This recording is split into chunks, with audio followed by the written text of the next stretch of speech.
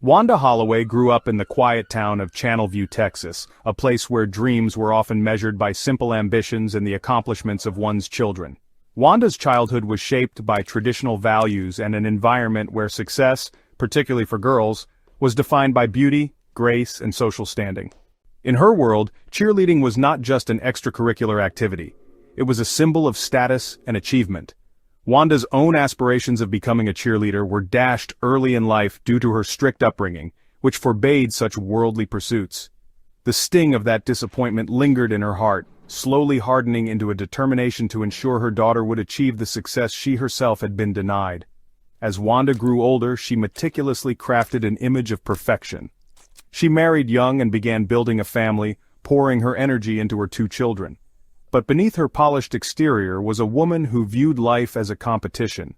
For Wanda, the Channelview cheerleading squad represented the pinnacle of success, and her daughter Shanna would be the one to climb that pedestal. Shanna was Wanda's second chance, a vessel through which she could rewrite her own disappointments. The pressure on Shanna was immense, though Wanda justified it as motherly ambition. Every competition, every tryout, and every perceived slight fueled Wanda's obsession, turning what should have been moments of joy into high-stakes battles. In Channelview, cheerleading was more than just a sport, it was a culture. Mothers gossiped in school parking lots, coaches were revered, and the selection process was scrutinized like a political election. Wanda watched as other girls, particularly Amber Heath, seemed to glide effortlessly to success. Amber, a talented cheerleader with the poise and popularity Wanda coveted for Shanna, became the focus of Wanda's envy. Amber's mother, Wanda Heath, seemed to Wanda like a mirror image of everything she despised and secretly desired. Wanda was respected, confident, and in Wanda's eyes, had everything handed to her on a silver platter. Shanna's rejection from the cheerleading squad not once but twice sent Wanda into a spiral. For her, the failure was not just Shanna's, it was her own. In Wanda's mind, Wanda and Amber were the cause of her family's disappointment, and they became the target of her growing resentment. What began as frustration soon turned into a dark obsession. Wanda believed that if Wanda were gone, Amber would crumble, and Shanna would finally get the spotlight she deserved.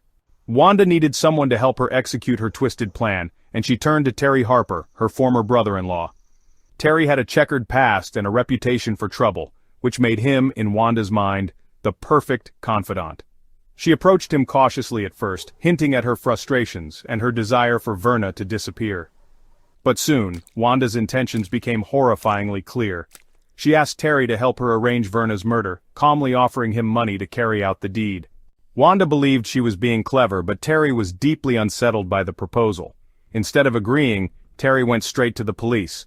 At first, law enforcement was skeptical. A suburban mother plotting a murder over cheerleading? It sounded too far-fetched to be true. But Terry's account was detailed, and his sincerity was undeniable.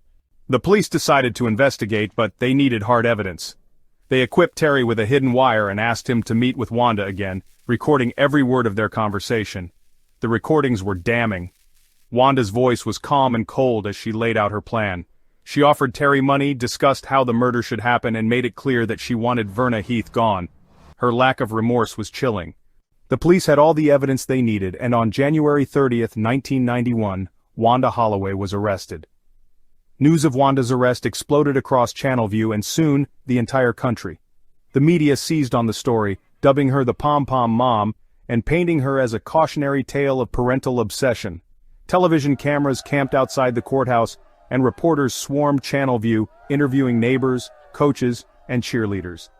The story captivated the nation because it felt both surreal and disturbingly relatable.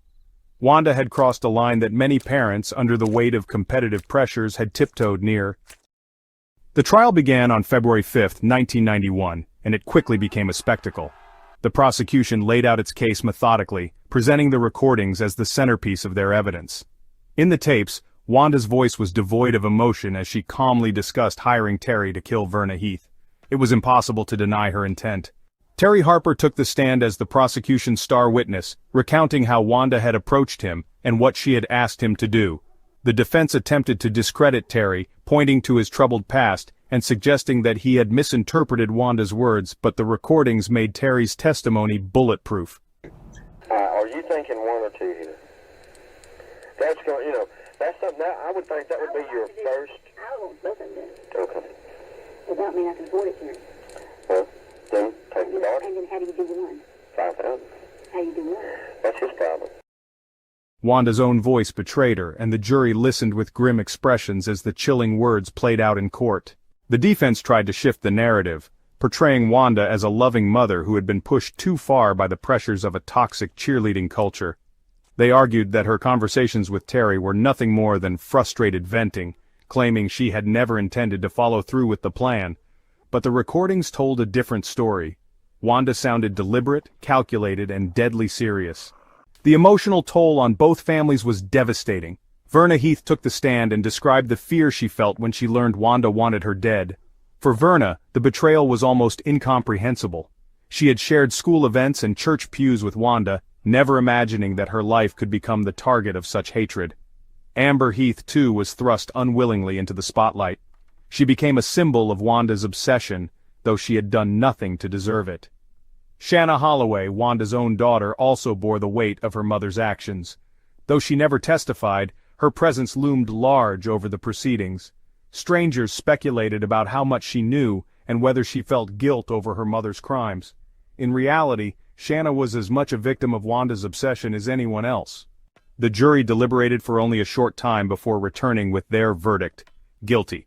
Wanda Holloway was convicted of solicitation of capital murder, her carefully constructed facade crumbling under the weight of her crimes. During sentencing, the prosecution argued that Wanda's actions were calculated and cold, deserving of severe punishment. The defense pleaded for leniency, framing Wanda as a woman who had simply gone too far out of love for her daughter. In the end, the judge sentenced Wanda to 15 years in prison. For many, the sentence felt lenient, given the gravity of her crime, but Wanda's life as she knew it was over. She served just 6 months in jail before being released on probation, but her reputation was destroyed. She would forever be remembered as the pom-pom mom, a woman whose obsession with cheerleading had driven her to the unthinkable. Mothers across America looked at themselves and wondered, how much is too much? For the Heath family, life gradually returned to normal, though the trauma of Wanda's plot left scars that would never fully heal. Verna and Amber tried to move forward, determined not to let Wanda's actions define their lives. Shanna Holloway, too, sought to escape the shadow of her mother's crime, building a life that had nothing to do with cheerleading or competition. As for Wanda, she disappeared from public life after her release. Let me know, what do you think of this case and which you would like to see next? Till next time.